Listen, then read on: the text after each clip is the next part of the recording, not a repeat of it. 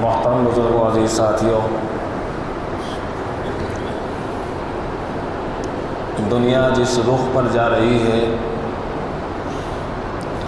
زمانہ جس موڑ پر جا رہا ہے، بہت ہی تیز رفتاری کے ساتھ چل رہا ہے۔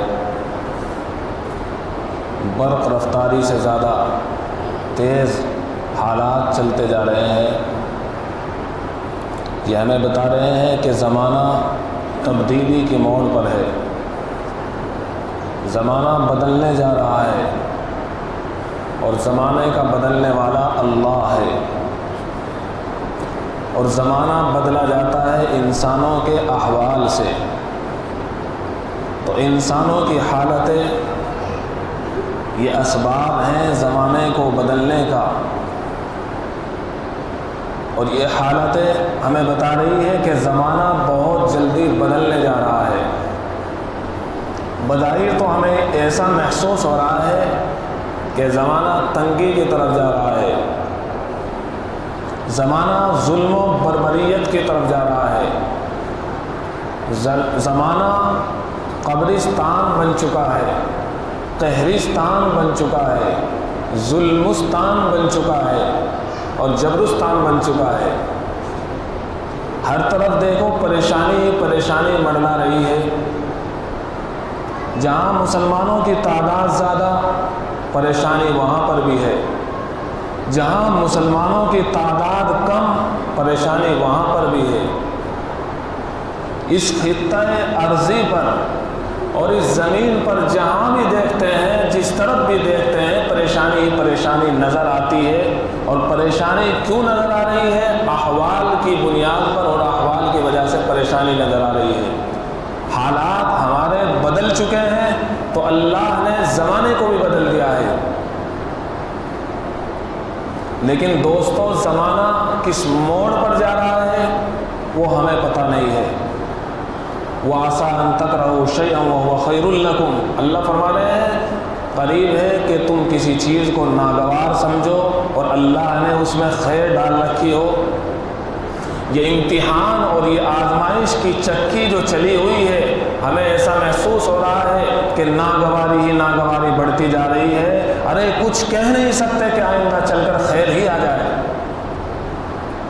آئندہ آنے والا زمانہ فتوحات کا زمانہ ہے، آئندہ آنے والا زمانہ خیر کا زمانہ ہے یا شر کا زمانہ ہے، ہم کچھ نہیں کہہ سکتے اپنی زبان سے۔ عالم الغیب اللہ ہے۔ بظاہر حالتیں بتا رہی ہیں کہ تنگی کی طرف زمانہ جا رہا ہے، لیکن یقین اور ڈنکے کی چوٹ پر نہ میں کہہ سکتا ہوں، دنیا میں بسنے والا کوئی انسان نہیں کہہ سکتا ہے۔ قرآن پاک کی یہ آیت ہمیں سبق دیتی ہے، کسی چیز کو تم ناگوار سمجھو، امید ہے کہ اللہ نے اس میں خیر ڈال رکھا ہو۔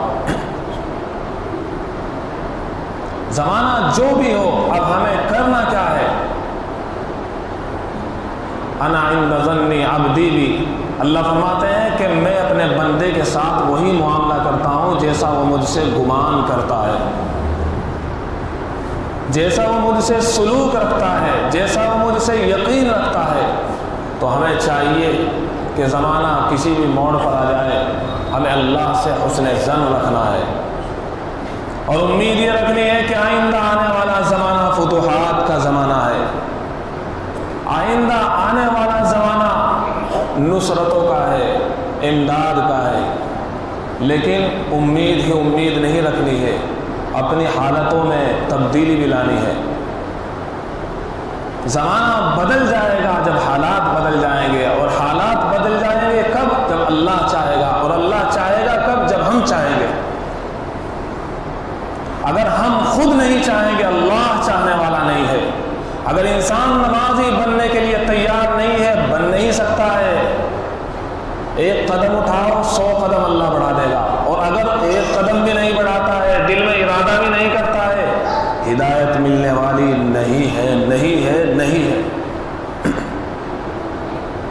کامیابی انہیں کو ملتی ہے جو ٹھوکریں کھاتے ہیں، کامیابی انہیں کو ملتی ہے جو اللہ کے در پر چل کر جاتے ہیں۔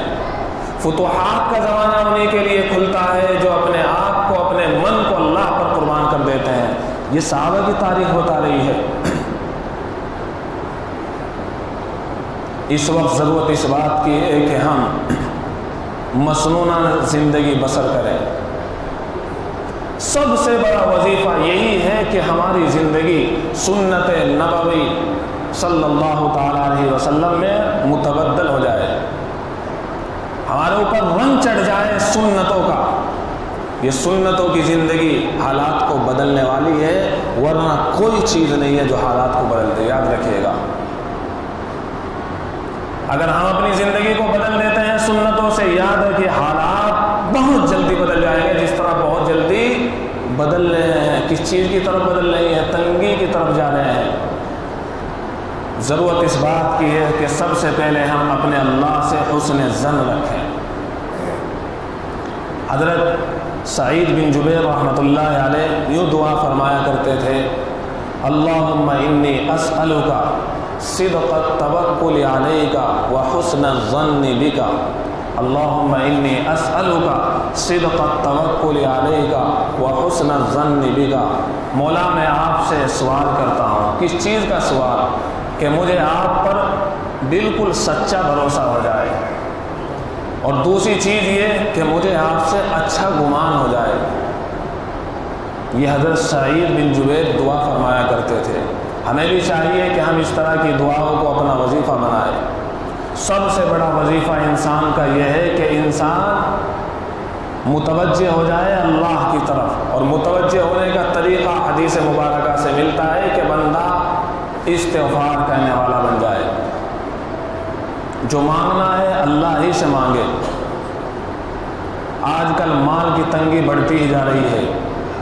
مال کی تنگی کو دور کرنے کا سب سے بڑا وظیفہ یہ ہے کہ اپنی پریشانی کا تذکرہ بالکل نہ کرے، کسی کو بالکل بھی نہ بتائے کہ میں کمزور ہوں، میں بیمار ہوں، میں پریشان ہوں، اس لیے کہ تنگی کو دور کرنے والے انسان نہیں ہے۔ اگر ساری دنیا مل کر آپ کی تنگی کو دور کرنا چاہے کر نہیں سکتے، اللہ کرنے والا ہے۔ اس لیے کبھی بھی اپنی تنگی کا تذکرہ مالی اعتبار سے ہو، جسمانی اعتبار سے ہو، انسانوں کو اپنے دکھڑے سنانے بند کر دیے جائیں، اللہ کو سنایا جائے۔ یہ مال کو تنگی کو دور کرنے کا سب سے بڑا اور سب سے آسان وظیفہ ہے۔ دکھڑے سنانے شروع کر دیے جائیں اللہ کو، اللہ خود بخود انسانوں کے دلوں کو آپ کی طرف متوجہ کر دے گا۔ اس لیے کہ دانہ زمین میں ڈالا جاتا ہے تو غلہ اگتا ہے، اگر دانے کو بسترے پر ڈال دیا جائے غلہ اگنے والا نہیں ہے۔ تو جہاں حاجتیں پوری ہوتی ہے وہیں سوال کرنا چاہیے، اور جہاں حاجتیں پوری نہیں ہوتی بلکہ انسان کا وقار ختم ہو جاتا ہے، انسان کی عزتیں ختم ہو جاتی ہے مانگنے کی وجہ سے، اور مانگنے والا کبھی مالدار نہیں ہو سکتا۔ اس لیے ہم صرف اور صرف اللہ سے سوال کریں، تنگی کسی بھی طرح کی ہو ہم اللہ سے مانگنے والے بن جائیں۔ اور دوسری بات بلکہ تیسری بات یہ ہے کہ انسان حد درجے کا سخی بن جائے اور حد درجے کا کنجوس بن جائے۔ جی ہاں، حد درجے کا کنجوس بھی بننا پڑتا ہے اور حد درجے کا سخی بھی بننا پڑتا ہے۔ مال کو ضائع کرنے کے سلسلے میں حد درجے کا کنجوس بن جائے، ایک بھی دانہ ضائع نہ ہو جائے، یہ ہوتا ہے حد درجے کا کنجوس۔ ایک بھی لقمہ ضائع نہ ہو جائے، کھانا اتنا ہی پکانا ہے جتنی ضرورت ہے، بجلی اتنی ہی استعمال کرنی ہے جتنی ضرورت ہے، ایک یونٹ بجلی بھی ضائع نہ ہو جائے، پانی کا ایک قطرہ بھی ضائع نہ ہو جائے۔ اور ہاں، جہاں مال کو خرچ کرنا ہے پھر یہ نہ دیکھے کہ میرے پاس کتنا مال ہے، اللہ اکبر خرچ کرتا چلا جائے، دینے والا اللہ ہے۔ تو یہ چند چیزیں ہیں جو ہمیں اپنانی پڑے گی، تب جا کر یہ تنگی دور ہونے والی ہے۔ خلاصہ پھر بتا دیتا ہوں کہ ہم اپنی زندگی کو سنت نبوی میں ڈھال لیں، استغفار کی عادت بنا لیں، اللہ کی طرف متوجہ ہونے کی عادت بنا لیں۔ تنگی کچھ بھی ہو انسانوں سے ذکر کرنا نہیں ہے، مصیبت کتنی بھی آ جائے انسانوں سے ذکر کرنا نہیں ہے، دکھڑے سنانے ہیں اللہ کو۔ اور ہمیں چاہیے کہ ہم مسنون دعاؤں کا اہتمام رکھیں۔ نماز کے بعد تسبیحات فاطمہ کا اہتمام 3 دن کر کے آپ دیکھیے، 5 وقتہ نمازوں کے بعد تسبیح فاطمہ پڑھیے، آپ خود ہی محسوس کریں گے کہ نورانیت اور روحانیت میرے دل میں آ چکی ہے۔ لیکن جن فرائض کے بعد سنتیں ہیں ان کے بعد مختصر وقت ہونا چاہیے، ان کے بعد تسبیح فاطمہ نہیں پڑھنی ہے، بلکہ سنتوں سے فارغ ہونے کے بعد تسبیح فاطمہ پڑھنی چاہیے۔ امید ہے یہ چند چیزیں بتائی گئی ہیں، میں اور آپ ان چیزوں پر عمل کریں گے۔ اللہ میری اور آپ کی سارے عالم کی تنگی کو دور فرمائے۔ وآخر دعوانا